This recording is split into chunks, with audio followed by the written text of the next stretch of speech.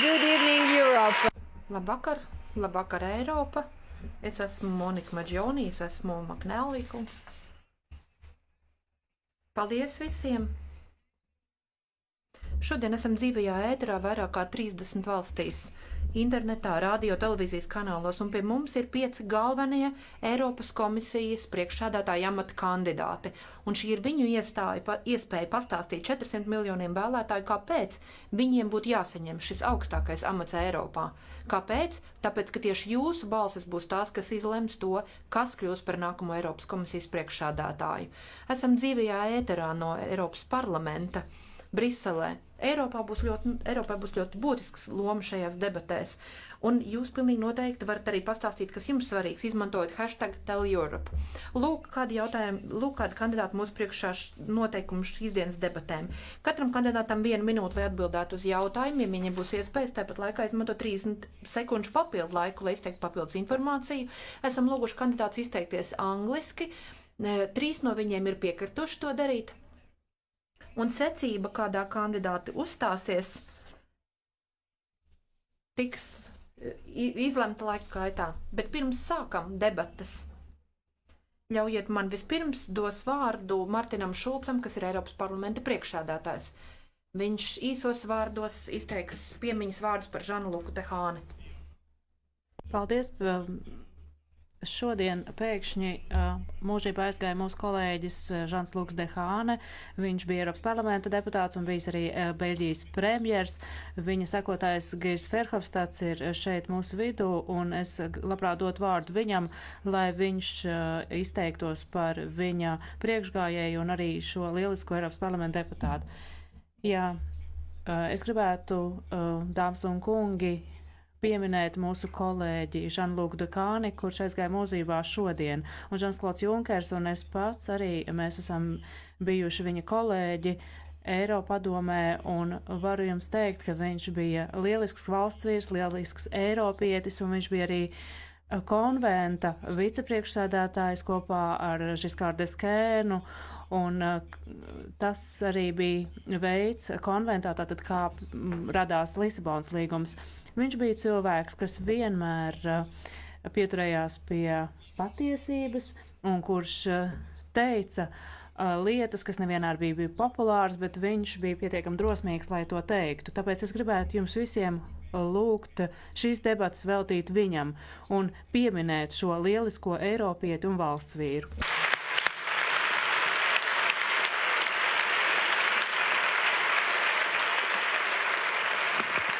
Thank you, Mr. Liels paldies, Verhofstadt kungs! Un lūk, un tagad sāksim no jums. Jūs būsiet pirmais, kas teiks ievada vārdus. 1 minūte, lūdzu. Liels paldies! Dāmas un kungi! Šīs vēlēšanas ir ārkārtīgi izšķirīgi svarīgas, un tā, protams, politiķi mēdz teikt katru reizi, kad nāk vēlēšanas. Bet šoreiz tā patiešām arī ir. Mēs šeit Eiropā, Eiropas kontinentā esam krustcelēs. Mums ir jāizdara ļoti svarīga izvēle. Vai nu griezties atpakaļ, atgriezties pie nāciju valstīm, kā atsevišķi kandidāti arī ierosina, jeb virzīties uz priekšu. Tādā ziņā, ka iet uz integrētāku Eiropu. Un domāju, ka izvēle, protams, ir acīm redzama. Loģiski, ja vēlamies atrisināt tādas problēmas kā klimata pārmaiņas, bezdarba jautājumus, visus šos negatīvi mūs ietekmējušos finanšu produktus, tad mums ir vajadzīga Eiropas sadarbība. Mums ir vajadzīga tāda Eiropas Savienība, kas ir spēcīga, kas var aizsargāt savu modeli, kas var stāties pretim Ķīnai, Indijai, ASV. Eiropai ir iespēja atgūt suverenitāti un iegūt to priekš saviem pilsoņiem. Paldies! Paldies par jūsu vārdiem! We go to the other side of the road. Jā, tālāk iesim secīgi kārtībā un došu rindas otrā galā vārdu Kipras kungam. Paldies, mani sauc Aleksis Cipras un es esmu Eiropas kreiso kandidāts un esmu no Grieķijas, no valsts, kura tika izvēlēta kā izmēģinājuma trusītis Eiropas taupības politikai, un šādu taupības politiku es nenovēlu nevienai valstī Eiropas kontinentā. Es gribētu izmantot šo iespēju un uzstāties kā kandidāts, un es vēršos jo īpaši pie tiem, kuri iestājas par tām partijām un atbalsta tās partijas, kas līdz šim ir bijušas Eiropas vadībā. Vai Grieķija tiešām ir veiksmes stāsts, vai tomēr tā ir grieķu traģēdija, kas tagad norisinās Eiropas kontinentā. Es gribētu vērsties pie visiem pilsoņiem Eiropā, vienalga vai viņi dzīvo ziemeļos vai dienvidos, un aicināt viņus pārtraukt šo katastrofālo taupības politiku. Mēs vēlamies īstenot demokrātiju Eiropā, atgriežoties pie Eiropas Savienības dibināšanas vērtībām kā kohēzija un demokrātija Eiropā. Paldies Cipras kungam, tālāk došu vārdu Žanam Klodam Junkeram, lūdzu. Es vēlētos, lai Eiropa kļūst solidārāka. Es gribētu, lai mēs izbeidzam reiz dalīšanu Ziemeļu un Dienvidu Eiropā, lai mēs mūsu politiskās darbības centrā iekļaujam izaugsmi, un mēs nedrīkstam tērēt vairāk naudas nekā ir mūsu rīcībā, un parāds mums ir jānomaina ar idejām, mums ir jāpabeidz vienotais digitālais tirgus. Es vēlos, lai mēs esam spēcīgi tad, kad mēs vedam sarunas ar savienotajām valstīm. Mums ir vajadzīgs šis brīvās tirzniecības līgums, bet arī mums ir jārespektē Eiropas standārtu un normas. Es gribētu, lai mēs izveidotu Eiropas enerģijas kopienu, lai mēs vairs nebūtu atkarīgi no Krievijas. Eiropai ir jābūt lielai un lai tā neieslīgtu pārāk sīku problēmu risināšanā. Mārtiņš Šulcs, tālāk jums vārds ievadvārdiem. Liels paldies! Mēs dzīvojam Eiropā, kurā nodokļu maksātājiem ir jāmaksā par spekulantu kļūdām. Spekulanti pelna miljonus, nemaksā nodokļus, un tad, kad viņiem ir zaudējumi miljonu apmērā, tad nodokļu maksātājiem ir jāmaksā. Mēs dzīvojam Eiropas Savienībā, kurā 6 miljoni jaunieši ir bez darba, un viņi maksā par krīzi, kur ir izraisījuši citi cilvēki. Tāpēc es gribu citādu Eiropas Savienību, kas ir taisnīga, kas pilsoņu intereses liek pirmajā vietā. Un tāpēc komisija, kas, ja to vadīšu es, būs ar dzimumu līdztiesību, jo dzimuma līdztiesība ir ļoti svarīga Eiropas Savienībā. Mēs cīnīsimies pret nodokļu krāpniecību, nodokļu nemaksāšanu un labākām izredzēm, īpaši jaunajai paaudzei, un tāpēc es aicinu jūs mani atbalstīt.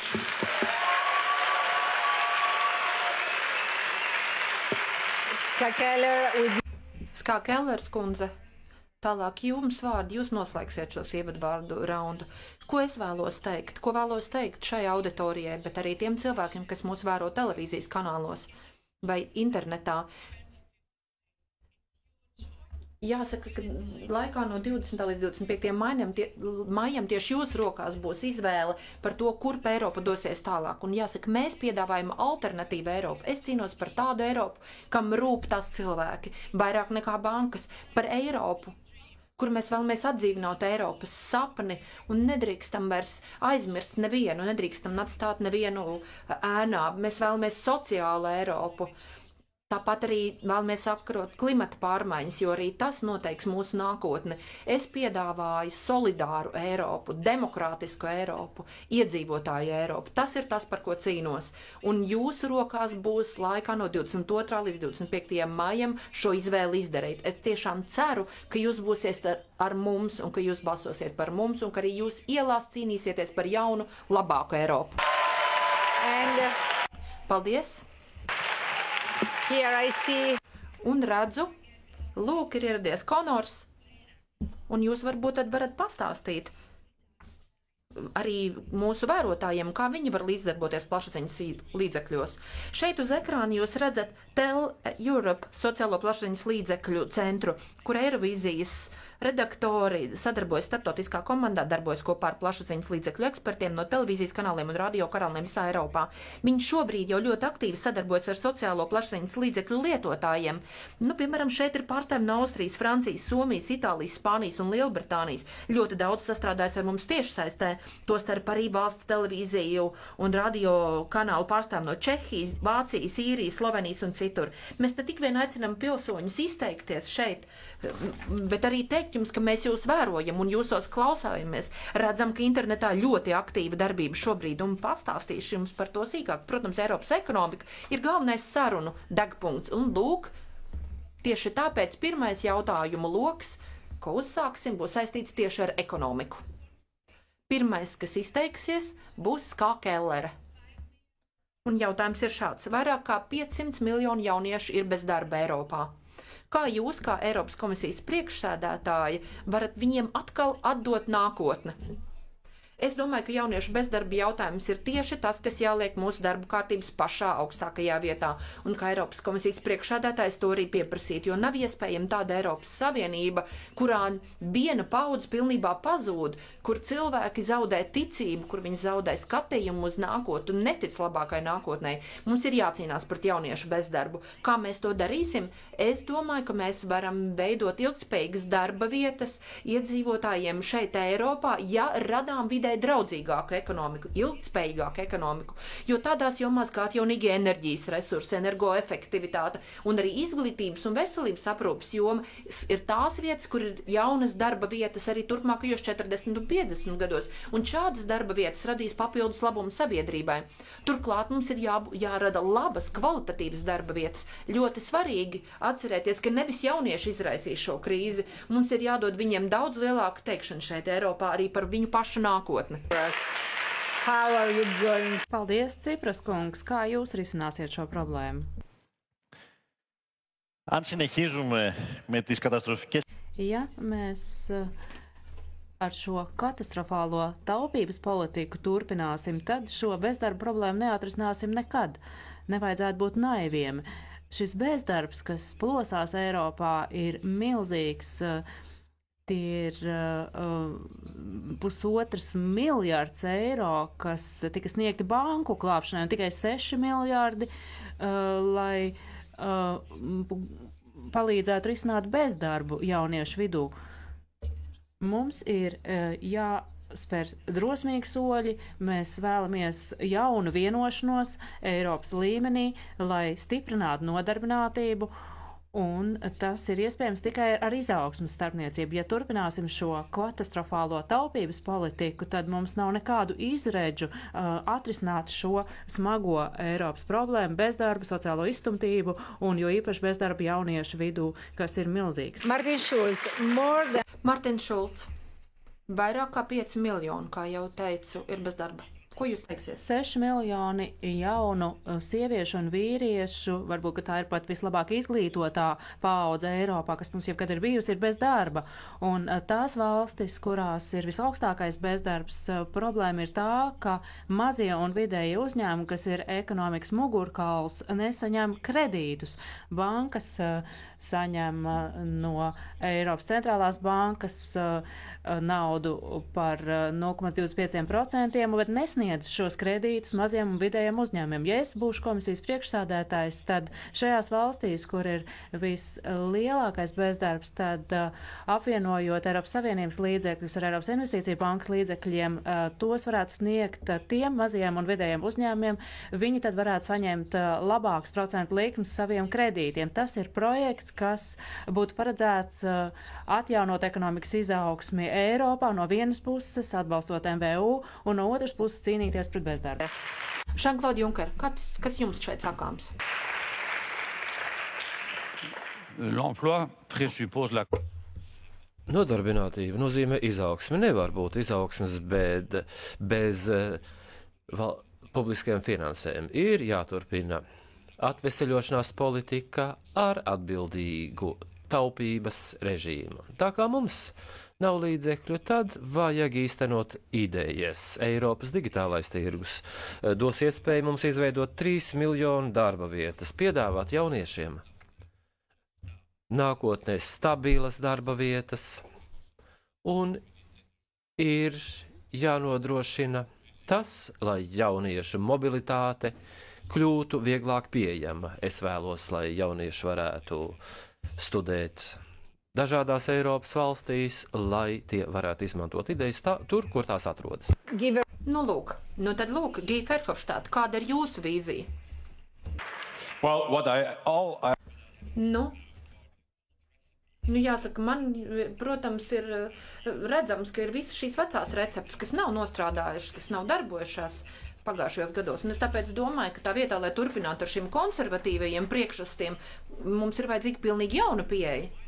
Un jaunā pieeja, manuprāt, nozīmētu atgriezties pie sākotnējās Žaka Delora idejas, respektīvi izmantot un pavisam viedi izmantot Martinu. Viņš bija ļoti inteliģents toreiz. Un te nu man jums jāsaka. Yeah, well, maybe... Vai es varu tad izmantot Šulca kunga sekundes? Viņš šeit iejaucās manas teiktajā. Bet kas mums ir vajadzīgs? Jūs vēlaties kaut ko teikt? Nē, tātad. Mums ir vajadzīga jauns integrācijas vilnis. Galvenajos tirgos, kapitālu tirgos, banku tirgos, digitālajā pasaulē, telekomos, enerģijas jomā. Tur ir mums vajadzīgs rīkoties. Ir jāizmanto Eiropas Savienības apjomi, apmēri, lai radītu jaunu integrācijas līmeni. Tieši tā, kā tas notika 80. gados. Mēs varam arī šeit gūt panākumus. Jā. Runājot par šīm receptēm, valdības Eiropā nereti apgalvo, ka taupības pasākumi nes augļus, bet ir tik ārkārtīgi daudz cilvēku bez darba, ka vai nav tā, ka šīs zāles nogalina beigās pacientus, un vai nav tā, ka jūs varbūt darīt kaut ko citādāk, ja tagad varat izvēlēties, kā Keller. Jā, es domāju, ka taupības pasākumi patiešām mūs ieved ar vien dziļāk un dziļāk krīzē. 27 miljoni cilvēku ir bez darba.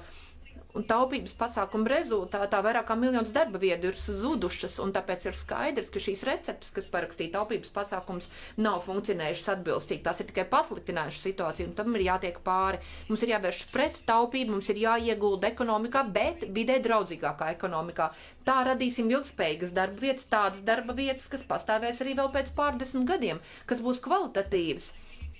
Un es tiešām uzskatu, ka tas ir iespējams tikai tad, ja investējat, piemēram, atjaunīgajos enerģijas resursos, energoefektivitātē, veselības aprūpas pasākumos un tam līdzīgi. Diemžēl mēs šo iespēju neizmantojām, pieņemot daudzgadu finanšu plānu Eiropas Savienībā. Mēs jau toreiz ierosinājām daudz vairāk vidē draudzīgas investīcijas. Mēs saņēmām gan arī atbalstu no Eiropas konservatīvas grupas, jo domājām, ka tas ir galvenais, šīs zaļās investīcijas un nevis taupības pasākumi. Kāds ir jūsu ierosinājums, Aleksis Siprus? Jā, vispirms ļaujiet man pateikt, ka idejas, kuras pauda Gijs, viņa prāt ir jaunas, bet tās arī ir vecas idejas. Tās ir tās idejas, kas mūs noveda pie krīzes. Tās ir idejas, kas izraisīja krīzi, kas izraisīja šo burbuli Amerikas Savienotajās valstīs. Tas arī parāda, ka veids, kā Eiropa risināja krīzi, tikai bija priekšspēle katastrofai. Mums ir jāpārtrauc taupības politika, mums ir jāveicina pieprasījums un galvenais mums šie parādu problēmas ir jāatrisina. Mums ir vajadzīgi ilgtspējīgi parādi un varbūt risinājums, kas Vācijai tika piedāvāts 53. gadā. Tas bija solidaritātes brīdis Eiropā, bija parādu atlaišana un pasākumi izaugsmas veicināšanai. Ja mēs nemēģināsim risināt parādu problēmas uz nākotni vērsiem risinājumiem, tad mēs paliksim krīzē mūžīgi. Un tagad tālāk došu vārdu Martinam Šulcam. Es noteikti būtu rīkojies atšķirīgi. Šī te kombinācija starp budžeta disciplīnu no vienas puses, kas, protams, ir ļoti nepieciešama, un strateģiskas investīcijas izaugsmē un nodarbinātībā, tas būtu bijis labākais veids. Mēs vienkārši samazinājām valsts budžetus un uzreiz investoru uzticība samazinājās, mēs viņām teicām, ka tas atgriezīsies, bet tas nekad nenotika. Bet mēs nediskutējām par nodokļu nemaksāšanu un nodokļu krāpniecību. 1 miljārdu gadā dalībvalstis zaudē. Tātad nevajag tikai visu cirpt un griezt, vajag arī cīnīties pret nodokļu nemaksāšanu. Mēs nedrīkstam runāt tikai par izdevumu daļu, mums jārunā arī par ieņēmumiem budžetā, par investīcijām digitālajā darba kārtībā, par investīcijām enerģijas tīklos un pēdējās sekundes atdošu Gijam. Jā, nu tad virzīsimies tālāk. Nākamais Žans-Klods Junkers. Lūk, pat 5 gadi pagājuši. Vai jūs būtu rīkojies citādi? Šis ir gan vienkārši, gan grūts jautājums. Visi izsakās tā, it kā šodien viņi atklātu problēmu, kas pastāv. Gan liberāļi, gan sociālisti, gan kristīgie demokrāti bija tie, kuri pārvaldīja krīzi. Un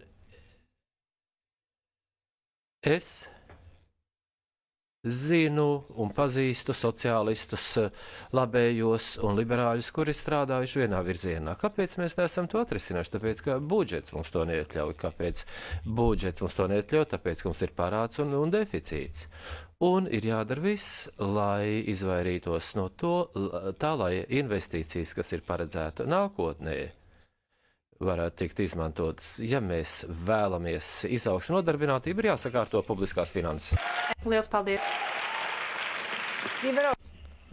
Ferhofštāt kungs, 1 minūte jums. Es tomēr gribētu rēģēt uz tiem, kas šeit teica, ka, lūk, ka nav nepieciešama fiskālā disciplīna. Nē, ir vajadzīga fiskālā disciplīna, jo citādi nav iespējama izaugsme ilgtermiņā. Tas ir pilnīgi nenoliedzams fakts, tā ir taisnība visur pasaulē. Bet papildus tam visam, un tas arī ir taisnība, un ko mēs esam aizmirsuši, ir vajadzīga arī jauna izaugsmes stratēģija. Un izaugsme nozīmē to, ka nedrīkstam atļauties jaunus parādus, radīt jaunus parādus.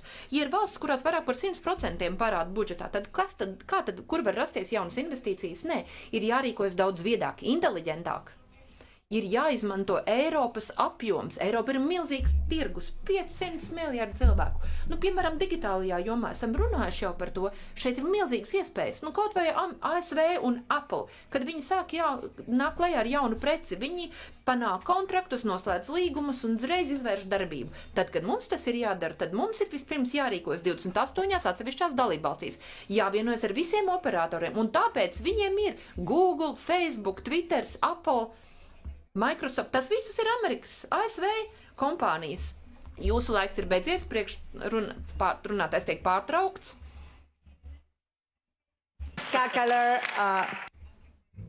Un redzēju, ka šeit kāds vēlas kā Kellers kundze vēlas izmanto 30 sekundes. Jā, šo zilo kartiņu Junker.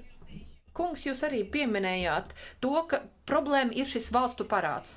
Bet ja skatāmies uz Spāniju, Spānijai būtu budžeta pārpalikums pirms banku krīzes, un tieši banku parādi bija tie, kas tika uzlikt uz nodokļu maksātāju pleciem un uz valsts budžeta pleciem.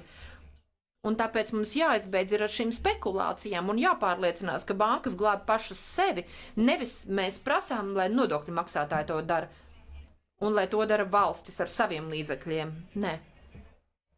And use your... Jā, lūdzu, jūs arī varat, Ferhofštāt kungs, izmantot savas 30 sekundes. Jā, es vienkārši gribēju teikt, ka piekrītu kā Kellerai. Bet vai mēs darījām, mēs taču kaut ko esam darījuši Eiropas Savienības līmenī, vai ne? Esam izveidojuši Eiropas Banku Savienību, un tagad bankas būs tās pašas tās, kas pamatojas uz risku profiliem un kopējo fondu rekapitalizēs bankas, un vairs nebūs šis parāds uz nodokļu maksātāju pleciem. Ļoti labi, ka šeit sanāksmes zālē ir arī Barņē kungs. Lielisku darbu jūs esat paveicis, Barņē kungs, strādājot pie finanšu regulas un pie Banku Savienības, jo beidzot vairs tie nebūs nodokļu maksātāji, kas cietīs. Paldies! Very good exchange. Ļoti laba viedokļu apmaiņa. Nu, jāsaka, lūk, esam jau gandrīz pieskāršies nākamajam jautājumam. Jo plašsaziņas līdzekļos šobrīd, sociālajos plašsaziņas līdzekļos tieši par šo tiek runāts ļoti daudz. Bet, nu, sagaidīsim tāpēc nākamo. Vispirms, lūk, Sipras kungs. Someone is telling me something. Nē? Tātad jums bija kas konkrēti sakāms? I Par kur te man tagad izteikties? to the same question, Vai bija kāds jautājums? I think. So, Jūs vēlēties rēģēt uz jau uzdoto jautājumu? Nē? Labi, tad pārēsim pie nākamā jautājuma un tad redzēsim, kas notiks tālāk. Μπερδευτήκατε. Okay. Κρατάω για μετά, έχει πολύ δρόμο. Jā, es varbūt uzreiz par to arī izteikšos. Šī diskusija noteikti nav beigusies. days that we are Ļaujiet man jums pastāstīt, lūko. Mēs sekojam līdzi sociālajiem tīkliem un nu pat redzējām, ka bankas un šādi jautājumi pilnīgi noteikti ir diskusija degpunktā sociālajos mēdījos. Ļoti daudzi vaino bankas krīzes izraisīšanā. Eiropā, vai jūs, prāt, Eiropā bankām būtu jābūt pakļautām striktākam regulējumam? Skā Kellere, jā, pilnīgi noteikti jā, bankas ir jāregulē daudz skaidrāk. Un tas, ko jūs nu pateicāt par Banku Savienību, ir ļoti pareizi. Šāda veida panākumi ļaus mums pārliecināties to, ka bankas var glābt pašas, uzkrāt līdzekļus. Turklāt mēs gribam arī teikt to, ka ir vajadzīgs finanšu tirgu regulējums, lai pārliecinātos to, ka tiek nodalīta mazumtirdzniecības banka, tātad privātpersonu kreditēšana no visiem šīm lielajām spekulācijām. Lai nav tā, ka šie globālie spekulanti aplaupa ģimenes. Nē, ir vajadzīgs strikts regulējums arī finanšu tirgumu, un mums nedrīkstam zaudēt tos miljonus eiro, ko zaudējam katru gadu, arī, piemēram, nodokļu krāpšanas rezultātā. Apmēram 8% no Eiropas Savienības labklājības tiek šādi zaudēti, to nevaram atļauties. Mēs nevaram vienkārši nogriezt cilvēkiem algas, bet tāpat laikā necīnīties pret nodokļu nemaksāšanu. Mums jāvēršas arī pret bankām, kas to nedara, un tas mums, kā Eiropas parlamentam, pilnīgi noteikti ir jādara. Aleksis Cipras, lūdzu. Par bankām. Jā, Gijs Ferhofstads pirms dažām sekundēm runāja par bail-in programmām, tātad, kur bankas paši sevi glābja pēc visām šīm glābšanas programmām, kur nodokļu maksātāji glābja bankas, 10 000 eiro cilvēku zaudēja, un tagad tiek piedāvāts izvēlēties risinājumu, uzlikt slogu tiem cilvēkiem, kuri nogulda naudu bankās. Es uzskatu, ka tā ir katastrofāla loģika Eiropai. Es labprāt uzdotu jautājumu, vai Junker kungs arī atbalsta šo ideju. Mūsu uzskats ir tāds, ka ir jābūt tādam kopīgam risinājumam pārkreditēšanai, lai bankas varētu tikt atjaunotas, lai būtu konkrēta procedūra, lai tiktu pārlikt šie parādi, un ja mēs to nedarīsim, tad mēs panāksim jaunu parādu veidošanu. Mārtiņš Šulcs, nu jums tagad jautājums par bankām jāatbild. Banku savienība ir tāda, ka mums ir jāpārtrauc šī banku parādu un valstu parādu spirāle. Dažas no mūsu dalībvalstīm bija ar ļoti stabiliem budžetiem un ar stabilu valstu parādu.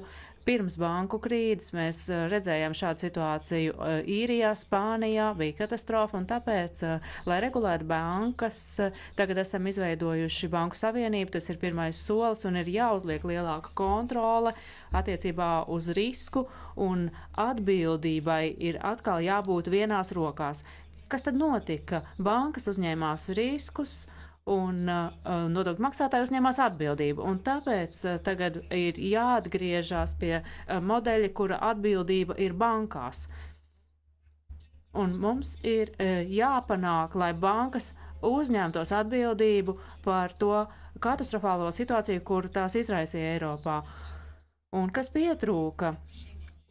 Mišels Barņē komisijā netika atbalstīts, viņu neatbalstīja, lai ietu tālāk. Manā komisijā mēs to darītu. Definitely too long. Runātāju pārtrauc, jūs izteicāties par ilgu. Jean-Claude Juncker. Moi, je voudrais que... Es negribētu, lai mēs kavētu laiku runāt par to, kā bija.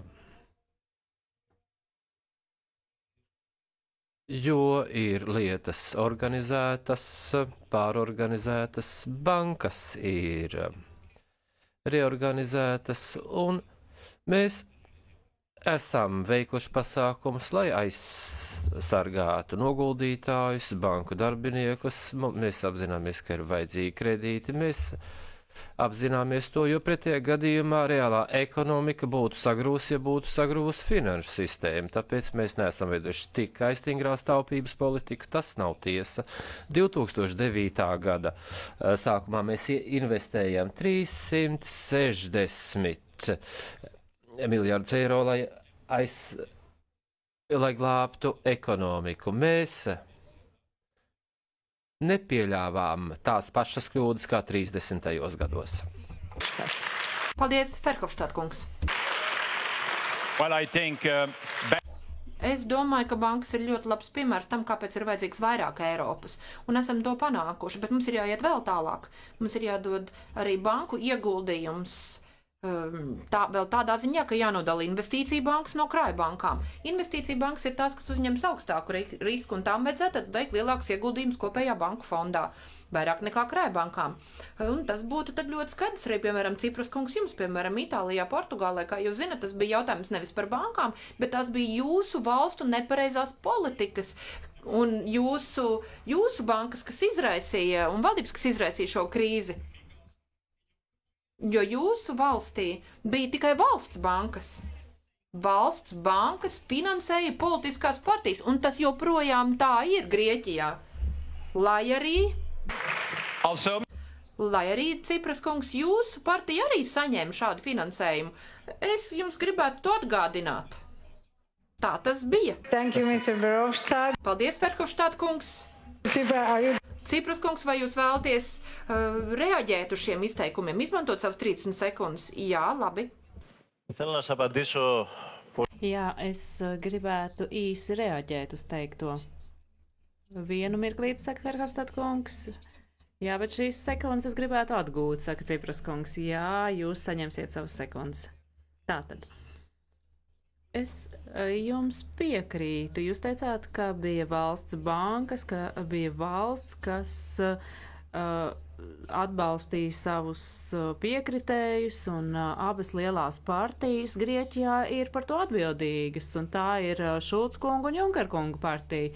Un tad es vēl gribētu pateikt, ka protams, krīzes viena no lielajām problēmām bija valsts parāda, bet pieredze rādīja, ka zāles, kas tika izmantotas, šo slimnieku padarīja vēl slimāku. Manuprāt, Īrijā šī problēma bija banku problēma un nevis valsts parāda problēma. Gribētu uzdot jautājumu visiem. Runātājs tiek pārtraukts. Vai jūs izmantosiet iespēju reaģēt? Nē. Jūs... Junker kungs, jūs vēlaties izmantot savus 30 sekundes. Es ilgus gadus, dienu un nakti, un vairāk panākti nekā dienu, strādāju, lai novērstu to, kā Grieķija pamet eirozonu. Es visu iespējamo darīju, jo man Grieķija ļoti patīk, un es darīju visu, lai Grieķija paliktu eirozonā, lai finanšu tirgi neturpinātu spekulēt pret Grieķiju. Es pieņemu daudzus pārmetumus, bet ne to, ka mēs neesam bijuši gana solidāri attiecībā pret Grieķiju. Mēs darījām visu, lai Grieķija paliktu eirozonas dalībvalstī. Paldies! Paldies, un lūkšu tomēr klausītājus netērēt mūsu dārgo laiku. Bet nu tagad lūk.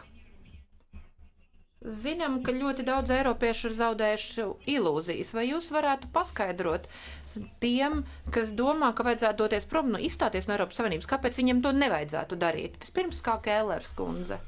Lūdzu. Nu tiem, kas domā, ka varbūt vajadzētu izstāties no Eiropas Savienības, jo tā nav laba doma, es teiktu, lūko, ieklausieties. Es ļoti daudz ieklausos iedzīvotājos. Un es zinu, ka viņi liek ļoti daudz cerības uz Eiropas Savienību. Viņi vēlas, lai Eiropas Savienība rūpājas par viņu sociālajām tiesībām, pensiju tiesībām, lai dara kaut ko viņu bērnu nākotnes labā. Un es domāju, tieši tas arī mums ir jādara. Mums šie solījumi jāpild, jātaus no šīs cerības. Šī neticība Eiropas institūcijām un iestādēm, tādām kā Eiropas komisija un padomē, ir radusies tāpēc, ka tās nav pildījušas savus solījumus, bet viņi joprojām tic kopējiem Eiropas sapnim, tam, ka varam kopīgi strādāt pie labākas dzīves visiem kopā, un domāju, uz to mums arī ir jātiecas. Mums ir vajadzīgs vairāk Eiropas, bet pareizajā veidā, ar pareizajām politikām, tā, lai uzlabotu iedzīvotāju dzīvi, lai uzlabotu dzīvi mums visiem. Un tā ir tā vēstis, ko es gribētu teikt tiem, kas varbūt jūt, ka viņu ilūzijas ir sagrautas, un es gribu viņiem teikt, lūk, piedalieties un padariet Eiropu par labāku vietu, kur dzīvot. Jā. Cipras kungs, lūdzu. Jā. Eiroskepticisms Eiropā ir pieaudzis. Tas ir fenomens, kam ir zināmi iemesli un arī atbildīgie. Un tie ir atbildīgie, kas vada valdības Eiropas valstīs, jo viņi vienmēr ir teikuši, ka nav cita ceļa kā taupības politiku.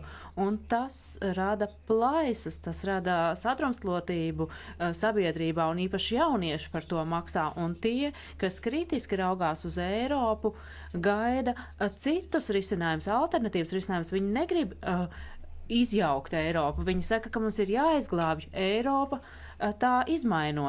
to izmainot, un es nedomāju, ka tagadējā Eiropa nevar būt pievilcīga darba ņēmējiem un jauniešiem, tāpēc, ka vienkārši nabadzība un sociālā izstumstība izplatās tālāk. Mums ir jāīsteno jauna politika, cita politika, jāraugās nākotnē un jāpārvar šis lielais risks, kas pastāv, ka Eiropa varētu izjukt šīs katastrofālās taupības politikas dēļ. Šulc kungs, kāpēc nevajadzētu doties prom no Eiropas Savienības? Es nezinu, vai pilsoņi, kas raugās uz mums un skatās šīs debatas, vai viņi ir pārliecināti, ka ir vajadzīgs vairāk Eiropas. Es domāju, ka viņi gaida citu Eiropu, atšķirīgu Eiropu, kas viņu intereses liek pirmajā vietā un ka Eiropas institūcijas tās ņems vērā. Mēs šeit Briselē arī šovakar runājam par triljoniem, miljoniem, miljardiem, 20 miljoni. Mēs runājam par to, kurš ir atbildīgs par ko, kas ir noticis pagātnē. 96% mūsu pilsoņu dzīvo ar 1000 vai 2000 eiro mēnesī.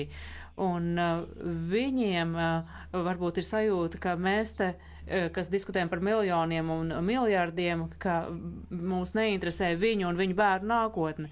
Un mēs esam zaudējuši lielāko Eiropas Savienības kapitālu uzticību. Es gribu atgūt šo uzticību, sakot pilsoņiem, ka mēs cīnīsimies pret viņu nabadzību un sliktiem dzīves apstākļiem un ka mēs viņu bērniem vēlamies panākt labāku nākotni.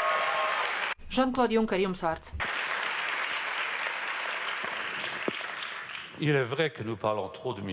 Tik tiešām mēs pārāk daudz runājam par miljardiem, bet arī mēs pārāk daudz miljardus tērējam, kuru mums nav.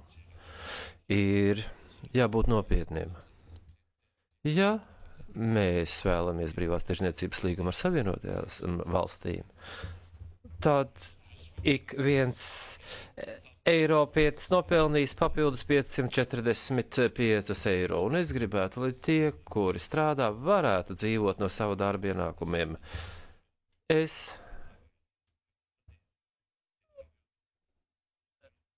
saprotu, ka ja mēs zaudēsim strādājošo atbalstu Eiropas projektam, tad tas nonāks grūtībās.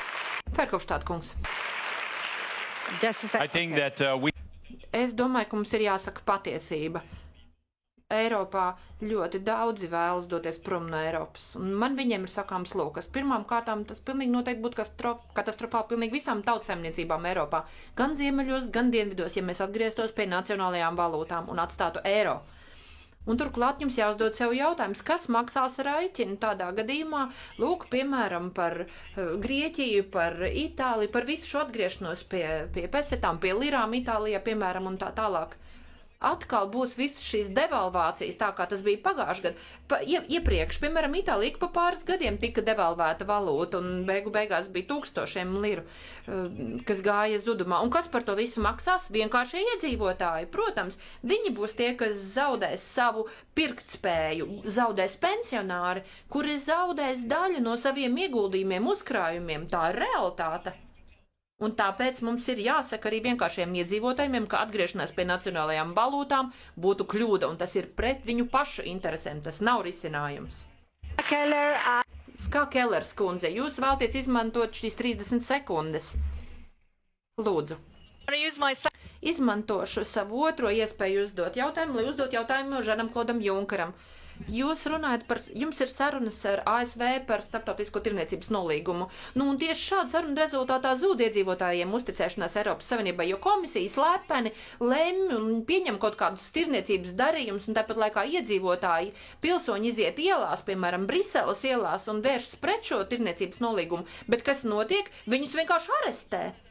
Tādu Eiropas Savienību es nevēlos. Nē, es nevēlos, lai šādi tiek slēgti tirniecības darījumi. Tirniecības nolīgumiem jānāk par labu pilsoņiem un šejienes valstīm. Un tieši tāpēc pilsoņu uzticēšanos zaudē. Paldies! Šķiet, ka mums nedaudz jāiepauzē, jo redzu, ka ir Konors šeit. Kas notiek plašsaziņas līdzekļos? Jā, ja uz mūsu komandu, tiešām neļaut mums atslābt nemirkli. Mēs strādājam ik brīdi. Šobrīd sekojam līdz Twitter ziņām. Te mēs, parādam jums, vizualizējam, cik daudz tvītu ir, šādu ierakstu veikti. 58 tūkstoši šodien. Ļaujiet man jums varbūt nolasīt vienu otru, bet pirms to darīsim, paskatīsimies arī uz vārdu skaitu. Tas mums ļaus saprast, piemēram, par ko visvairāk runāts. Lūk, tie aktuālākie vārdi, šeit parādās. Un jo vairāk šie vārdi te pieminēt, jūs redzēsiet šeit attiecīgi secībā. Jūs runājat par šīm debatīm, runājat par Romānija rezistents, jūs runājat par tirniecības nolīgumu. Iepriekšējā raunda laikā ļoti daudz runāja par ekonomiku. Visi kandidāti apsolīja, ka solīja, ka būs izaugsme, bet vai tā būs ilgtspējīga? Kā kandidāti plāno spēcināt, piemēram, Eiropas ārējo drošību? Tādi jautājumi parādās. Tas ir vēl viens nākamais temats. Un temats, kas arī ir aktuāls, ir Eiropas attiecības ar citām valstīm, citiem reģioniem un tām valstīm, kas nav dalība valstis. Šie tvīti turpina ienākt, un mēs tiem sekojam līdzi. Labi, tad to arī sāksim un iesim tālāk. Mēs vērojam vardarbību Ukrainā, redzam, ko dara Krievija. Redzam, ka ir pilsoņu kara draudi. Ko par to visu domā Eiropas Savienība? Ferhofštāta kungs. Es vakar saņēmu vēstuli no Garija Kaspārova, pasaules šaha lielmeistara. Un tā ir vēstule patiesībā mums visiem. Viņš uzrunā mūs sākot jūs, Ferhofštāta kungs, un visi kandidāti uz komisijas priekšsēdētāja amatu. Ko vērta būs Eiropa, ja tā zaudē šajā krīzē? Ja Ukrainā nav drošības, tad Eiropā nav drošības. Putins un citi diktatori pierādīs, ka agresija tiek atalgota. Jūs nedrīkstat palaist garām šo pārbaudas iespēju. Domāju, ka Garijam Kasparovam ir taisnība. Mēs esam pārāk vāji attiecībā pret Krieviju, konkrēti pret Putinu, un mums ir jāpieno nopietnas sankcijas pret Putina tūmā stāvošām personām. Tas ir vienīgās sankcijas, ko viņš sapratīs. Cipras kungs, kāda ir jūsu nostāja attiecībā uz Ukrainu? Eiropa, diemžēl, kārtējo reizi saskars ar augstākā kara instrumentiem, un tā ir milzīga problēma. Eiropā atkal atveras šī rēta, un mēs uzskatām, ka to nevarēs sadziedēt ar draudiem vai sankcijām. Mums ir vajadzīga diplomātija. Galvenokārt ir jānoraida tas, ka neonacisti atkal gūst plašāku atbalstu kādā valdībā vai kādā Eiropas valstī, un Ukrainā mēs to piedzīvojam. Mums ir jādod iespēja Ukrainas tautai, kā vienīgajai suverēnējai lēmējai par savu nākotni to arī darīt. Un tas, protams, ir viss jāiekļauj attiecīgos procedurālos ietvaros. ECO ietvaros vajadzētu uzsākt dialogu un strādāt, lai nebūtu militāra iejaukšanās ne no Krievijas, ne no NATO puses, lai mums ir iespēja mieram. Ska Keller. It's very clear. Jā, ir ļoti skaidrs, ka ir jādara viss, kas ir mūsu spēkos, lai rastu miermierīgu risinājumu, un tāpēc ir jāveido dialogs. Tas ir jāstiprina, bet mums ir arī ļoti skaidri jāparāda, ka mēs nepieņemsim dažas no šīm lietām, ko Putins dara, piemēram, Krimas okupāciju. Un sankcijas, kas tika pieņemtas, ir pareizas, bet mums ir jādara arī citas lietas. Mums vajadzētu runāt par ieročiem, kuri joprojām tiek eksportēti uz Krieviju no Eiropas Savienības dalību valstīm. Tas ir nekavējoties jāpārtrauc, jo pretējā gadījumā visas pārējās sankcijas neko nedos. Un vēl mēs esam ļoti atkarīgi no Krievijas enerģijas jomā, un es varu droši teikt, ka mēs zaļie vienmēr esam iestājušies par lielāku energo neatkarību, un mums ir beidzot tas jāīsteno. Kā mēs to varam panākt? Kā uzlabot mūsu energoefektivitāti? Mums ir jāinvestē savos atjaunīgajos energoresursos. Tas arī padarīs mūsu ekonomiku ilgtspējīgāku. Jean-Claude Juncker kungs. Nu, vai jums arī nešķiet, ka mums ir vajadzīga spēcīgāka Eiropas nostāja? Mēs sacījām ne Putinam. Mēs noteicām sankcijas, kas nav pietiekamas. Mums ir jāpastiprina šīs sankcijas pret Krieviju, un sankcijām ir jāskar pirmkārt finanšu plūsma uz Krieviju un finanšu centri. Mēs nevēlamies karot. Eiropa ir maigā vara, kā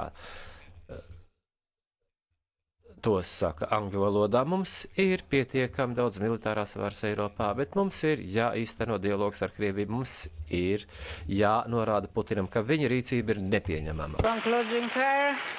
Paldies, Jean-Claude Juncker, Martin Šulcs.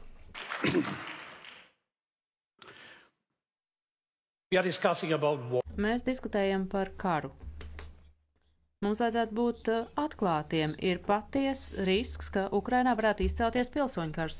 Un jūsu jautājums bija, kāda ir Eiropas Savienības loma? Eiropas Savienība nav militāra vara.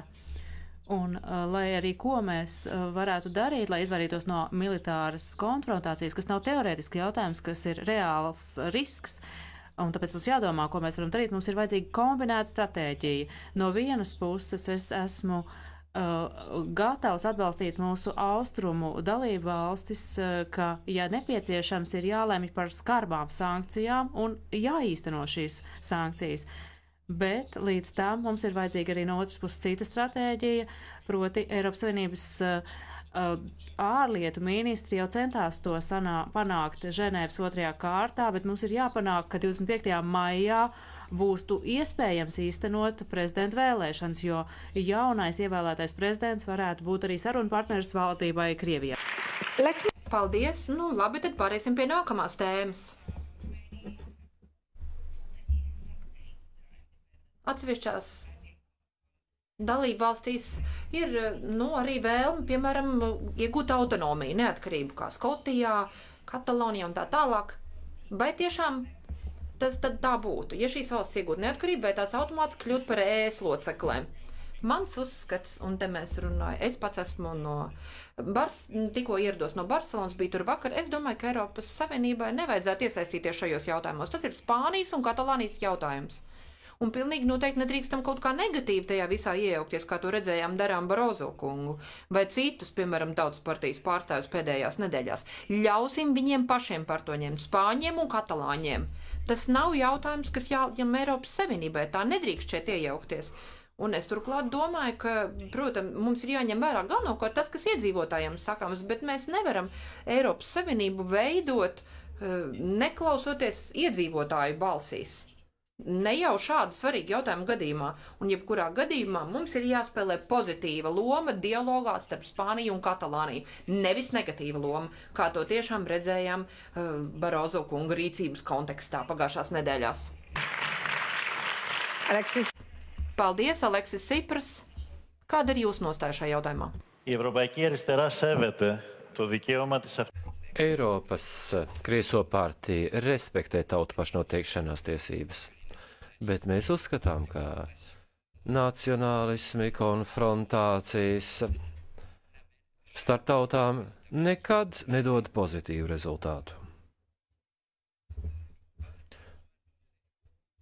Mums nevajadzētu veicināt robežu grozīšanu Eiropā, bet ir jārespektē tautu tiesības un tajā pašā laikā starptautiskās tiesības.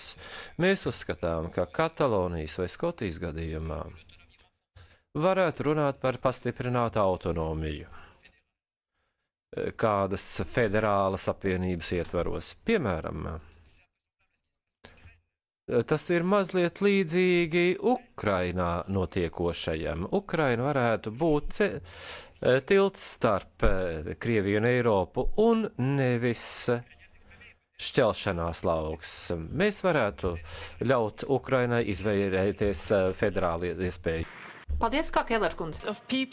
Es uzskatu, ka cilvēku tiesības lemt par savu nākotni ir ļoti svarīgas, tāpēc es uzskatu, ka arī Skotijas un Katalonijas iedzīvotājiem būtu jābūt tiesībām lemt par savu nākotni un par savas valsts nākotni. Un ja es būtu komisijas priekšsēdētāji, es tiešām atbalstītu, ja nu gadījumā šie cilvēki izlēmtu par neatkarību, tad es sveiktu šīs valsts Eiropas Savienībā. Tāda tehniska detaļa. Labi, Žans Klauds Junkers, lūdzu. Es domāju, ka būtu prātīgi no mūsu puses neiesaistīt šajās debatēs. Tas ir Spānijas un apvienotās karalistes kompetencē. Es atbalstu principu, ka katru reizi ir jārespektē valstu konstitūcijas. Par visu pārējo mums būtu jāpaklusē. Mārtiņš Šulcs, ja jūs vēlējāties rēģēt uz šo izteikumu? Mēs neesam federāla valsts, Eiropas Savienība nav federāla valsts, mēs esam suverānu valstu savienība un nav nekāda plāna mums kā rīkoties, jo katra valsts lēma balstoties uz savu konstitūciju, varbūt atšķirīgi, kā jau Kellers kundze minēja, tad būs referendums Skotijā rudenī, citās valstīs nav tas paredzēts, bet tāpēc Eiropas Savienība nevar atbildēt uz šiem jautājumiem vienotā veidā. Piemēram, ja Skotija nobalsos par neatkarību un kļūs par suverēnu valsti, tad mums būs jāizmanto procedūra, kā iestāties Eiropas Savienībā, bet citās valstīs tas ir pilnīgi atšķirīgi. Piemēram, kas notiks Lielbritānijā ar Skotijas referendumu, jāraugās, kas tur notiks, bet tas neietekmēs citas valsts, jo mums nav nekāda tāda plāna, bet mums ir jārespektē valsts un to konstitūciju. Liels paldies! Pāriesim līdz ar to pie pavisam citas tēmas. Šodien Itālijā redzējām ļoti drūmas ainas par to, kas noticis pie Lampedūzas krastiem. Un tāpēc gribu jums uzdot, kā Eiropas komisijas priekšsēdētājiem kandidātiem, šādu jautājumu, vai jūs esat domājuši par imigrāciju? Un vai domājat, ka tas būtu jautājums, kas jārisina dalībvalstīm, jo tomēr Eiropas Savienībā? Nē. Dalībvalstīm nē. Dalībvalstis jau šobrīd ir par to atbildīgas, protams, bet mums ir vajadzīga kopīga imigrācijas politika, bet ne tāda, kā tā ir šobrīd. Mums ir vajadzīga juridiska, legāla, ekonomiska migrācijas politika un migrācija. Austrālijai tāda ir, piemēram, Kanādai šāda politika ir, ASV tieši tāpat. Bet mums šādas politikas nav, un tā visa rezultātā, protams, arvien vairāk ir nelegālo migrantu, tāpēc, ka mums nav legālas migrācijas politikas. Un vēl viens sekas tam ir tādas, ka ir vien vairāk tirdzniecība ar cilvēkiem, cilvēku kontrabanda, un tāpēc mums ir vajadzīga kopēja politika augstākajā līmenī. Mums ir jādomā par bēgļiem, par patvērumu politiku. Nedrīkstam šeit organizēt kaut kādu sacenšanos starp dalību valstīm. Nē, vienota sistēma, godīga vienošanās starp dažādām dalību valstīm. Paskatīsimies, kas notiek Sīrijā šobrīd. Ko mēs esam darījuši bēgļu labā? To bēgļu labā, kas ierodas no Sīrijas. Viņi dodas uz Turciju, uz Jordāniju, un tikai pāris tūkstoši ir tikuši ielaist Eiropā. Un, manuprāt, tas ir skandalozi, ja mēs skatāmies uz šīm traģēdijas apmēriem Sīrijā. Aleksis Cipras. Πρώτα απ' όλα θέλω να σας πω ότι είναι οξύμορο, παράξενο να θέλει. Vispirms, uzskatu, ka ir loģiski risināt imigrācijas problēmu brīdī, kad Eiropas Savienība finansē vai piedalās operācijās Lībijā vai citos planētas reģionos. Tur tiek veidoti imigrācijas perēkļi. Un nav citas perspektīvas viņiem, kā doties uz rietumiem, uz Eiropu, lai meklētu labāku dzīvi un labāku nākotni. Bet risinājums nevar būt represija politika. Tas nav pieļaujami. Mums pārveidot vidusjūru par kapsētu, tas ir pret mūsu cilvēciskajām vērtībām. Ir jādomā par patiesu patvērumu politiku, ir jāpiešķir finansējumu tiem, kuri uzņem šos bēgļus, bet ir arī taisnīgi jāsadala atbildība konkrēti, kā Eiropas valstis uzņem šīs personas, jo Eiropa nozīmē solidaritāti. Paldies! Skā Kellers kundze. What we see in Europe. Ko mēs redzam Eiropā, tas vienkārši nav pieņemams. Mēs pieļaujam, ka cilvēki iet bojā vidusjūrā, un tad, kad Itālija īsteno ļoti labu projektu, kā piemēram Mare Nostrum, izglābjot migrantus šajās mazajās laivās, tad ierodas Frontex un saka, ka tas ir migrācijas risks, jo tas piesaistīs jaunus imigrantus. Un tā ir Eiropas aģentūra, un tas ir tiešām nepieņemam, ka viņi tā rīkojas. Es gribu, lai komisija saka skarbus vārdus par šo lietām. Mums ir vajadzīga arī legālā migrācija, drošus veidus, kā patvērumu meklētājiem un ieceļotājiem ierasties Eiropā, jo, piemēram, cilvēki, kas ierodas no Sīrijas un no citām krīzes skartām valstīm, viņiem ir vajadzīga šāda droša ierašanās Eiropā. Mums ir vajadzīga arī legāla veida, kā ieceļotājiem ierasties Eiropā. Bet neviena dalībvalsts pat nav piekritusi runāt par legālo migrāciju. Kas notiek nacionālajās valdībās? Vai tad neviens neredz, kas notiek Eiropas Savienībā? Mēs, kā Eiropas Savienība, esam saņēmuši Nobel miera prēmiju. Mums vajadzētu padomāt par šo politiku. Jean-Claude Juncker kungs, jums. Mums ir jāsakārto imigrācijas jautājumi. Mēs nevaram turpināt strādāt pa vecam. Legālā imigrācija tomēr nemazinās nelegālo imigrāciju, un tāpēc šajā sakarā ir jārīkojas izlēmīgāk. Es vēlos, lai Eiropas Savienības valstis pārtrauc samazināt budžetu attīstības palīdzībai. Nevar pieņemt to, ka trūcīgas Āfrikas, Āzijas tautas, ka to pārstāvjiem ir jāsēžas laivās, jārod nāve vidusjūrā. Es uzskatu, ka mums ir jāsniedz palīdzība attīstības budžetam šajās valstīs. Mārtiņš Šulcs, jūsu kārta. Pirmkārt, man ir liels prieks, ka Žans-Klods Junkers saka, ka mums ir vajadzīga legālā imigrācijas sistēma. Jā, es tad, kad to teicu, tad viņa vācu draugi man uzbruka, un tagad man ir jauns atbalstītājs, kolēģis.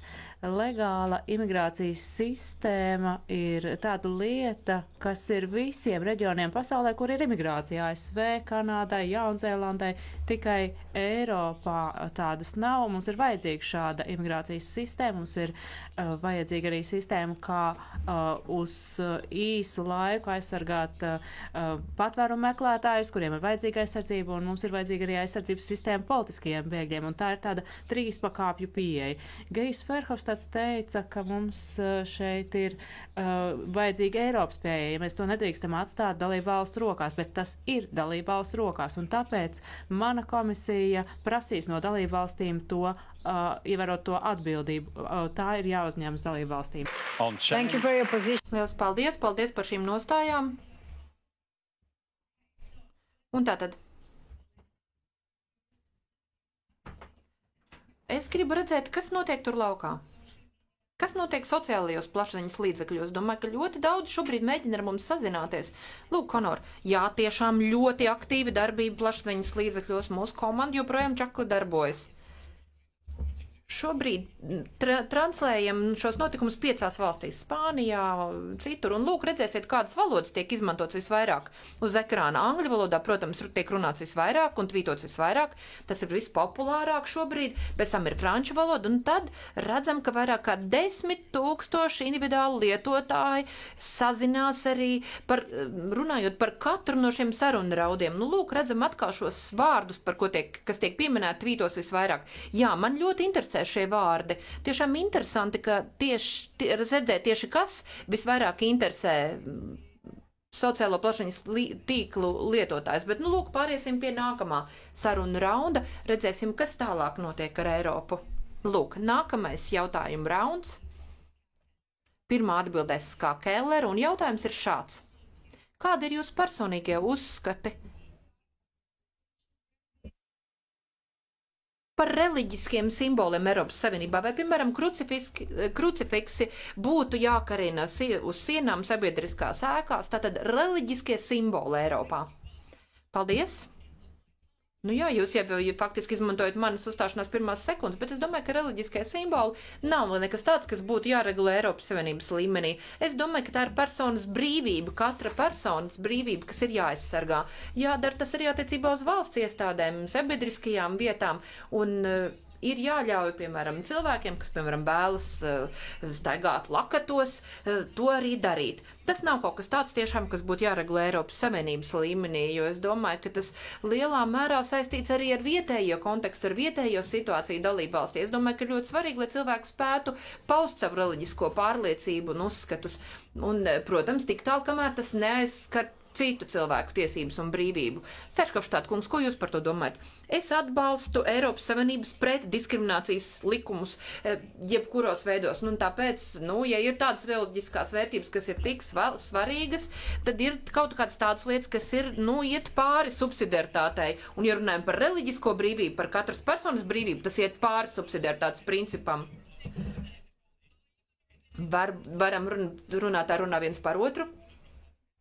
Es runāju par virkni citiem ētiskiem jautājumiem. Spānijā runājām par daudz ko no šiem jautājumiem, piemēram, abortu jautājumus un tā tālāk. Es domāju, ka mums ir vajadzīga vienāda attieksme visā Eiropā, un tam pamatam ir jābūt pret diskriminācijas likumam. Ja mēs to nedaram, tad mēs varam darīt to tā, kā dara, piemēram, Orbāns. Ungārijā, viņš katru brīdi tikai atkal maina konstitūciju, kā kaut kas nepatīk. Un realitāte ir tāda, ka atsevišķas minoritātes netiek aizsargāts. Realitāte ir tāda, ka atsevišķas reliģijas nevar tikt piekoptas un izmantotas Ungārijā. Un tāpēc es domāju, ka Eiropas pieeja šajā jautājumā ir svarīga. Piešķir jums 5 sekundes vairāk, tāpēc, ka citi jūs tur pārtrauc. Junker kungs. Es domāju, ka Eiropas antidiskriminācijas likumdošana ir spēkā, ir pamatprincipi, ir jārespektē esošā likumdošana, un es nedomāju, ka Eiropai būtu jāiejaucās tajā, kā pauž sevi reliģijas filozofijas attiecībā uz dzīvi. Mums ir savi noteiktie principi, bet mēs neiejaucamies vietējās, reģionālās, nacionālās tradīcijās. Eiropā ir pietiekami daudz darāmā, lai tā neiejauktos šāda veida debatēs. Mums ir savi noteiktie principi, bet attiecībā uz praktiskajām modalitātēm mēs atstāsim to dalību valstiņā, kamēr netiek pārkāpt pamatprincipi. Aleksis Tsipras, kas jums sakāms? Κάθε πολίτης που ζει σε μια χώρα κράτος μέλος της Ευρωπαϊκής Ένωσης. Es Dzīvoju Eiropas Savienības dalībvalstī un uzskatu, ka katras valsts konstitucionālie likumi ir jārespektē. Tāpat arī katrai valstī ir jārespektē ikviena pilsoņa tradīcijas. Ir jārespektē visu pilsoņu tradīcijas, kas dzīvo Eiropas Savienībā, un jādod iespēja viņiem ticēt tam dievam, ko viņi ir izvēlējušies, un iespēja īstenot šo ticību. Pieņemt likumus šajā ziņā ir anahronisms, ir jāizvairās no konfrontācijas reliģijas sakarā. Tāpat arī runājot par konservatīvismu, ko mēs vērojam Spānijā, kur tiek pieņemti likumi, kas mūs aizved uz Franko laikiem Spānijā, pret šādām parādībām ir jācīnās Eiropas līmenī. Martin Šulcs. Es domāju, ka jūsu jautājums bija par simboliem vairāk, un ņemot vērā īpašos noteikumus dalību valstīs, mums tie ir jāievēro. Un katra brīvība izrādīt savu ticību, savu reliģiju, piemēram, ebreju simboli un musulmaņu simboli, viņi var izrādīt savu ticību, un neticīgi arī var izrādīt savu ticību, bet publiskām vietām ir jābūt neitrālām, jo publiskā vietā katram ir jāspēj atrast savu vietu, un tāpēc tam ir jābūt neitrālam. Un nediskriminācija arī ir jāievēro. Tātad privāti katrs var rādīt savu ticību, savu reliģiju, bet publiskajā, sabiedriskajā vidē mēs nevaram to pieļaut, un Eiropas Savienībā ir risks, ka varētu būt tāda ļoti konservatīva kāpšanās atpakaļ, un pret to noteikti ir jācīnās. Lielas paldies! Paldies par šīm atbildēm ikvienam no jums! Nu, ļaujiet man atgriezties pie pagājušajām vēlēšanām. Ja skatos uz datiem, tad redzam, ka Eiropā tikai 43% iedzīvotāju piedalījās vēlēšanās. Kas pie tā vainīgs? Kas vainīgs pie tā, ka sabiedrībai nerūp, kas notiek ar Eiropas parlamentu? Vai tā ir mūsu problēma, jūsu problēma? Ko darīt? Skā Kellers kundze. Es nedomāju, ka cilvēkiem nerūp, kas notiek Eiropā. Es domāju, ka viņiem ļoti tas rūp, bet acīm redzot, ir šāda ļoti izplatīta noskaņa, ka viņi neko nevar ietekmēt, piedaloties vēlēšanās, un tā ir tā problēma, ir neusticība tādām institūcijām kā Eiropas parlaments. Un te mums tiešām ir kaut kas jādara, mums ir skaidri jāparāda, ka mēs varam izmainīt lietas Eiropas Savienībā, ka mums ir idejas, un mēs zaļie esam piedāvājuši, ko vēlamies darīt ekonomikas labā, jauniešu labā, kā vēlamies stiprināt demokrātiju, vairāk uzklausīt pilsoņus, un mums ir jāstiprina šī Eiropas demokrātija. Un es ar to nedomāju tikai piesaistīt cilvēkus vēlēšanām. Mums visu laiku ir jāklausās cilvēku teiktajā, ne tikai reizi 5 gados, bet mums ir jārunā arī par konkrētām tēmām. Katru dienu ir jārunā par to, kas šajā vai tajā jomā ir labākais risinājums Eiropai. Un šajā tematu līmenī, es domāju, cilvēki būs ļoti ieinteresēti šajās diskusijās. Un es gribētu aicināt 25. maijā izvēlēties Eiropas virzību. Paldies, laiks pāriet tālāk pie Ferhofstāta kunga, lūdzu. Mums ir vajadzīgi politiķi, kas aizstāv Eiropu. Līdz šim mums ir bijuši tādi, kas aizstāv Eiropu ar miera argumentiem, bet mums ir vajadzīgi citi argumenti jaunajai paudzei. Tāda argumenta, kas runā par jaunām darba vietām, par jaunu ekonomiku, un Eiropas līmenī mēs turklāt varam nodrošināt aizsardzību arī vērtībām tādā līmenī, kāds nav iespējams nacionālā līmenī. Nu, piemēram, pilsoniskās brīvības un privātā dzīve. Pēc visiem šiem Snowden skandāliem un datu aizsardzības skandāliem Eiropas Savienības ziņā būtu aizsargāt privātos datus, personas datus, it īpaši attiecībā uz jauniešiem. Un vēl vairāk.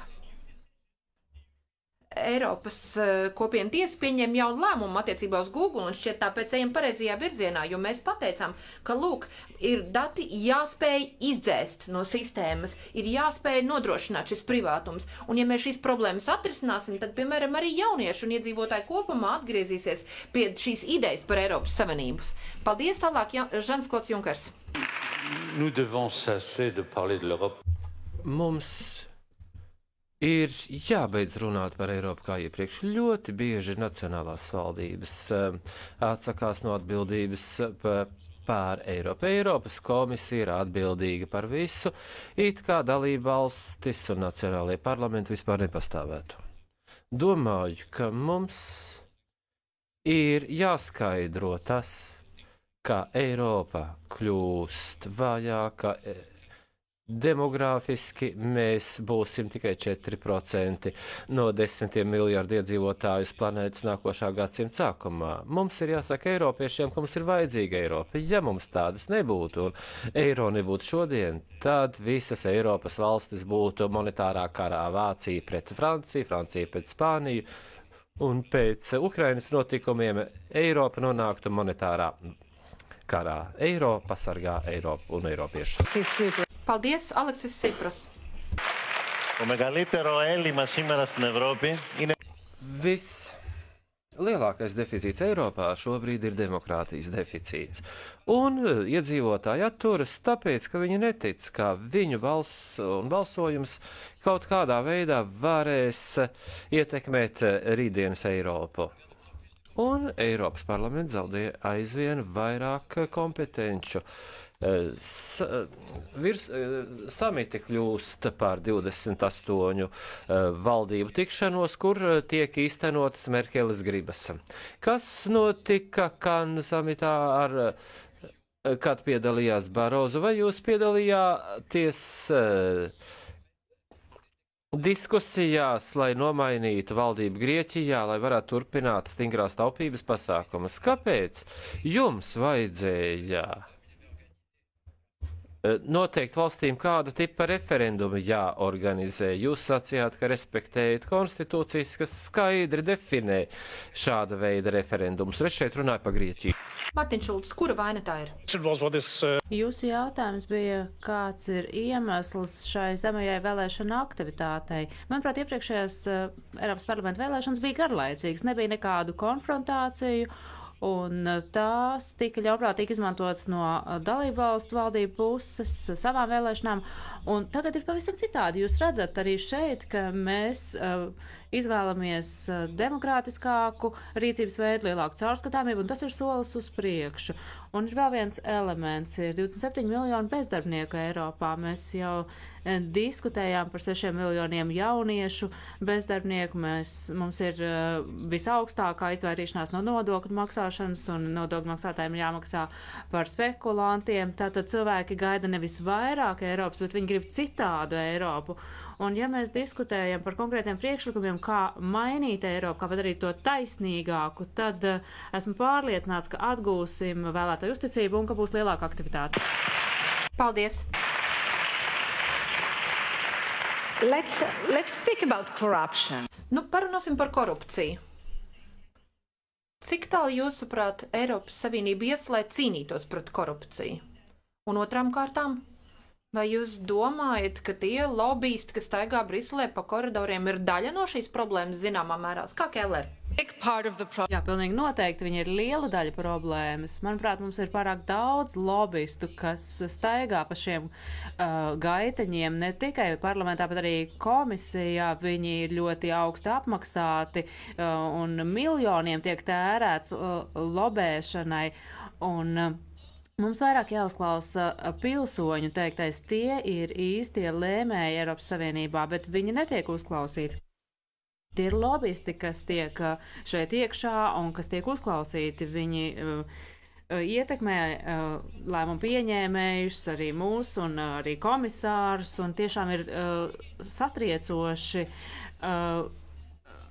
redzēt, ka tiek iesniegti grozījumi un pat ir aizmirst nodzēst, kas viņus ir rakstījis, un varam redzēt, ka tie ir lobbyisti, kas tos ir sastādījuši. Un līdzīgi korupcijai lobisms, lobēšana nav īstais veids, kā veidot Eiropas politiku. Mums jāuzklājas vairāk cilvēku. Guy Verhofstadt. Jā.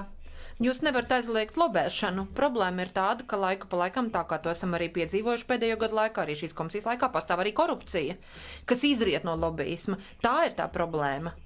Un tādos gadījumos, protams, mums ir jācīnās pret korupciju, ir jāveido jauni noteikumi. Mēs jau esam izstrādājuši iepriekšējā parlamenta sasaukuma laikā spēcīgākus noteikumus, lai cīnītos spēcīgāk pret korupciju lobbyistu kontekstā.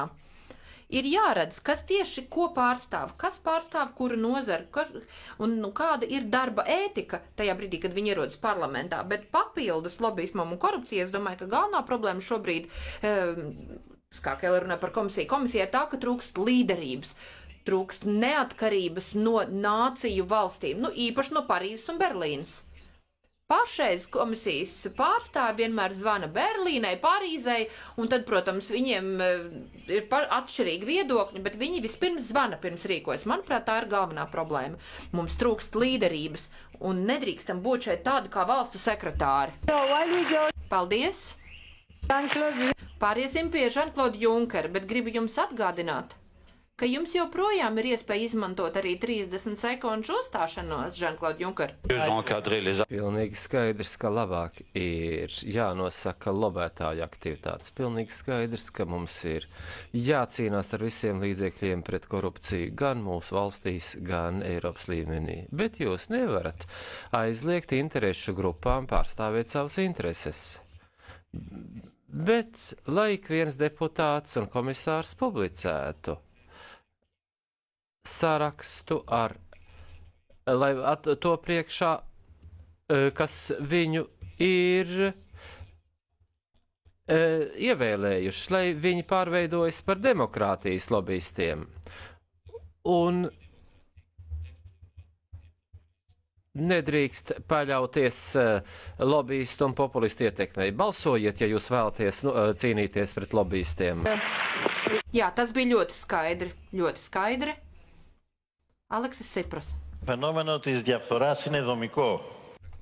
Šīs korupcijas fenomens ir vērojams visā Eiropā, it īpaši Eiropas dienvidos, un cīņa pret korupciju nav tikai dalību valstu kompetencē. Tas ir arī Eiropas Savienības jautājums kopumā. Mūsuprāt, vajadzētu veidot efektīvu Eiropas likumdošanu, lai nodrošinātu atklātumu un cīnītos pret korupciju. Tāpat vajadzētu veidot efektīvu likumdošanu cīņai pret nodokļu nenomaksāšanu, pret offshore sabiedrībām, kas arī ir parādības, kas ir saistāmas ar korupciju un finanšu noziegumiem. Šim nolūkam ir nepieciešama politiskā griba gan no valstu valdību, gan no Eiropas Savienības puses, jo aiz tā visa slēpjas lielu interešu konfliktu, piemēram, kā Itālijā, kur tiesu var mēģina cīnīties pret mafiju un tās saiknēm ar politisko varu. Paldies, pāriem pie Martina Šulca. Korupcija ir Eiropas fenomens, un pret to ir jācīnās, un tas ir skaidrs, ka komisija un Eiropas parlaments ir korupcijas un lobbyistu mērķis, bet mums ir vajadzīgi kopīgi mērķi ne tikai Eiropas, bet arī nacionālā līmenī.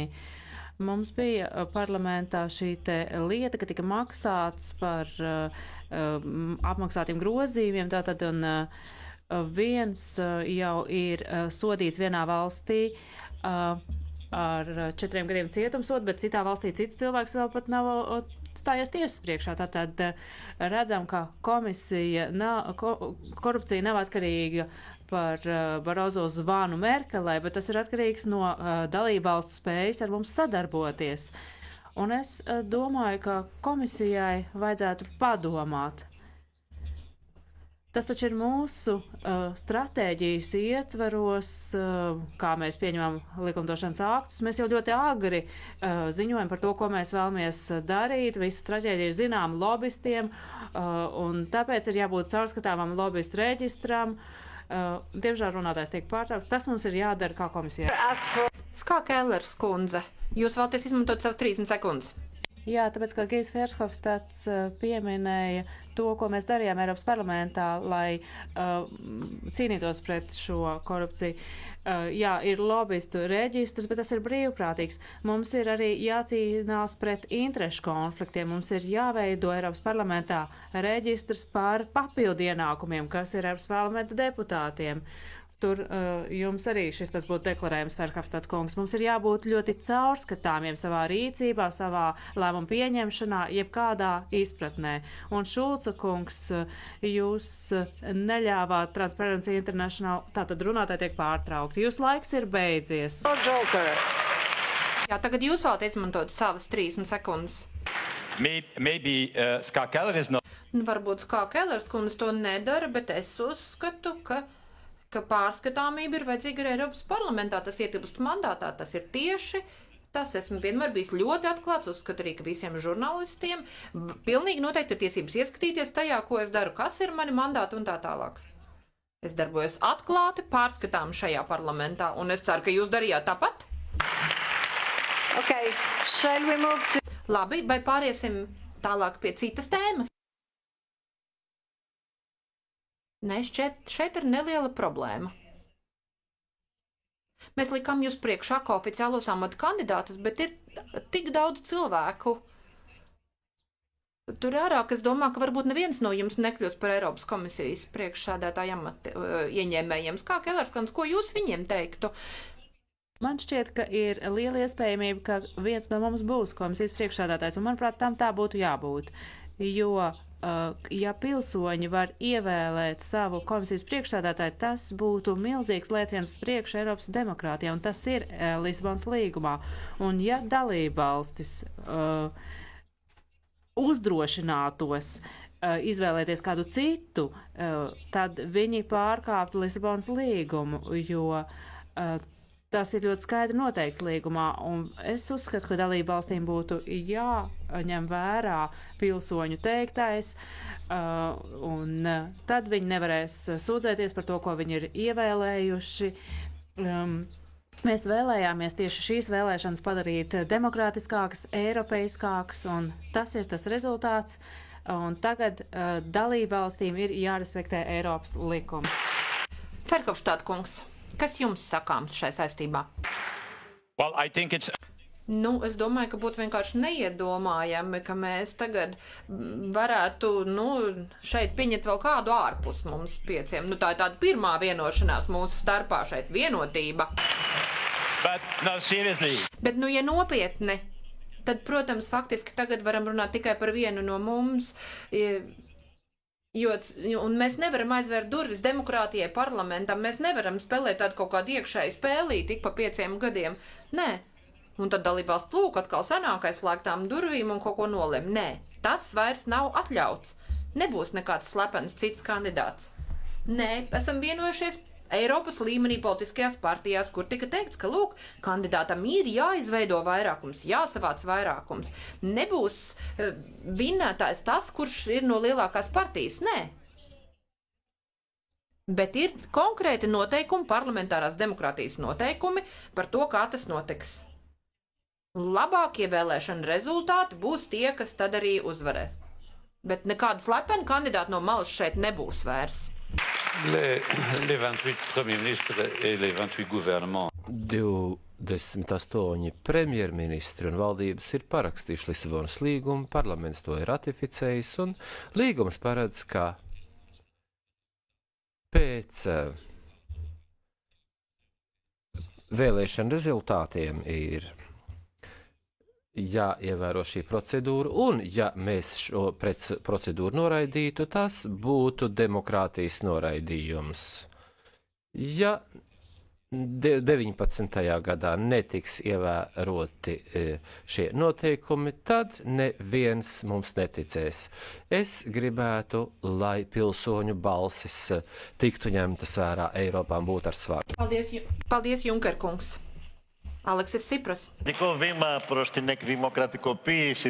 Ja mēs vēlamies demokratizēt Eiropu, tad ir jārīkojas šādā veidā. Tas ir pozitīvs solis, taču pēc tam nav jābrīnās, ja pilsoņi mums uzgriež muguru, kļūst par eiroskeptiķiem, atturs no dalības vēlēšanās. Man nepārsteidz, kā citi skaidri saka, ka varbūt nākošais priekšsēdētājs nebūs no mūsu vidus, un mēs esam pilnīgi nevajadzīgi sanākuši kopā. Ja mēs vēlamies vai pieļaujam, ka politiķi sašķeļ Eiropu, tas pierāda, ka mums nav demokrātijas. Gribu uzdot jautājumu citiem kandidātiem. Gribētu jautāt, kas notika Junker kungs paralēli samitiem. Jūs neatbildējat, bet ir viens jautājums, vai Eiropa virzīsies uz priekšu, vai arī vienotas Eiropas redzējums pazudīs mums visiem. Mārtiņš Šulcs, mums vajadzīga arī jūsu nostāja. Interesants jautājums. Un katru dienu man 20 reizes ir jāatbild uz šo jautājumu. Jā, nu labi. Es domāju, ka valstu un valdību vadītāji var darīt, ko tie vēlas aiz slēgtām durvīm, bet tas taču ir beidzies šī prakse, ka aiz slēgtām durvīm tiek izvēlēts komisijas priekšsēdētājs. Viens no mums, no šiem kandidātiem būs komisijas priekšsēdētājs, un ja viņi tiešām uzdrošinātos kādu citu izvirzīt, tad viņi nesaņemtu Eiropas parlamenta atbalstu, jo neviens Eiropas parlamentā par šādu versiju nebalso.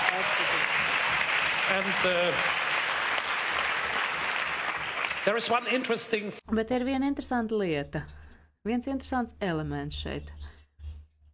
Neviens valsts vai valdības vadītājs nav paudis šādu viedokli līdz šim brīdim. Tikai Angela Merkel teica, ka tas nenotiks automātiski. Jā, arī Vācijā nav automātisma, ka viņa vienmēr būs kanclere. Viņai bija jāizveido koalīcija. Tas konstitūcijā nebija noteikts, ka viņa būs kanclere. Jā, es neizmantoju jokeri, jā, es izmantošu šīs 5 sekundes, lai pateiktu jums, ka Eiropas komisijas nākamais priekšsēdētājs ir šeit jūs priekšā, un jūs ar viņu runājat. Nu, es domāju, ka šādā gadījumā visi gribēs izmantot 30 sekundes. Nē, saka Ferhofstadt kungs, nē. Pilsoņi izmantos savas sekundes. Jā, labi, pāriesim pie nākamā jautājuma. Pēdējais jautājums. Jums būs katram 30 sekundes, jo mēs tiešām tuvojamies šo debašu noslēgumam.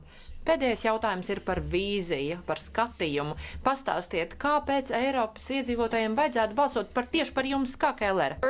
Mans piedāvājums jums, pilsoņiem, Eiropas iedzīvotājiem, precīzāk ir tāds, ka es centīšos panākt, lai Eiropa rada darba vietas, sociālo aizsardzību un lai panāk kaut ko klimatu aizsardzības jautājumā. Un mēs vēlamies atjaunot Eiropas sapni, radīt tādu Eiropu, kas ir visiem, kas tajā dzīvo, un izdarīsim to gan līdz 25.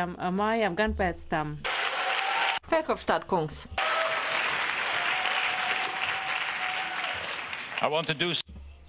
Es vēlos darīt tik ārkārtīgi daudz, ka 30 sekundēs man par to neizstāstīt. Bet jebkurā gadījumā galvenais ir tas, ka mums ir vajadzīga līderība Eiropas Savienībā un vīzija nākotnē, jo tas ir tas, ko no mums vēlas pilsoņi. Viņi vēlas redzēt to, viņi vēlas to redzēt arī no Eiropas komisijas līdera. Protams, jāsakārto visa ekonomikas situācija. Darba vietas. Lūk, manas 3 prioritātes turpmākajiem. Iekļāvos 30 sekundēs. Jā, jums tas izdevās. Jean-Claude Juncker. Es vēlētos, lai Eiropā nebūtu šāda dalījuma. Es negribu, lai Eiropu dalītu uz ziemeļos, dienvidos, vecajās jaunajās valstīs, vecajos jaunajos iedzīvotājos. Es gribētu, lai Eiropa būtu saprātīga, kompromisa, konsensusa Eiropa un lai visi būtu Eiropas atbalstītāji. Alexis Tsipras. I will use my jokers also. Okay. Arī es izmantošu savus džokerus. Vispirms, mēs vēlamies tautu Eiropu. Eiropu, kura pieder tautām, kura stiprinās demokrātiju, dalību. Parlamentam ir jāpieņem svarīgi lēmumi, un pilsoņi lems referendumu kārtībā par vissvarīgākajiem jautājumiem. Un vairāk nebūs lēmumu aiz slēgtām durvīm, kuru pieņems vadītāji ārpus tautas kontrolas. Tālāk. Mēs patrieksim trojku no Eiropas institūcijām. Trojkas katastrofa mēs to dēvējam. Tālāk mēs organizēsim Eiropas konsultāciju samitus, lai varētu izkļūt no krīzes un pateicoties solidaritātei, sociālajai koheizijai, demokrātijai. Paldies! Un tad Mārtiņš Šulcs.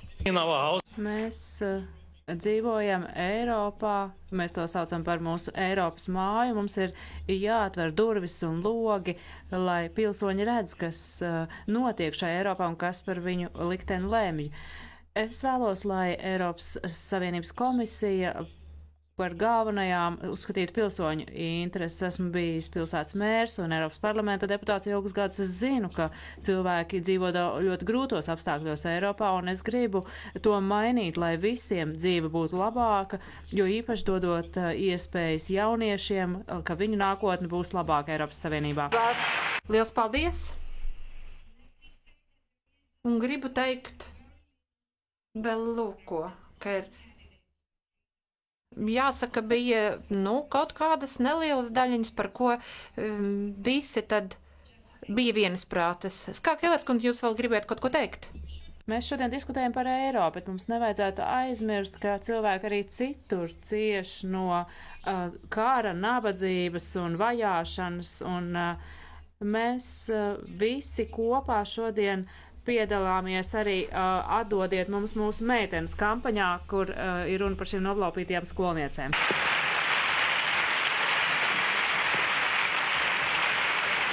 Thank you. Liels paldies! Thanks to the candidate. Paldies kandidātiem par visu, ko jūs teicāt, paldies par debatēm, debats ir noslēgušās. Konor, gribu jums vaicāt, kas notika tur laukā? Kamēr mēs šeit runājam, var jums pastāstīt, ka bija 63 000 tvītu, 50 000 cilvēki izteicās Twitterī un tiešsaistē. Jūs varat to visu pārbaudīt, skatīt, paskatoties mūsu mājas vietnē. Tur ir detalizētāka analīze pieejama. Paldies! Un jūs dzirdējāt, kas bija sakāms kandidātiem, un tagad viss ir jūsu rokās. Paldies visiem, kas piedalījās šai unikālajā pasākumā, lai ko jūs arī nebūtu. Un atcerieties, ka jūs varat turpināt piedalīties tiešsaistes diskusijās, apmeklējot mūsu mājas vietni. Tas arī viss šovakar. Lūk, te mēs bijām, runājam ar jums no Briseles, no Eiropas parlamenta, un ar labu nakti visiem!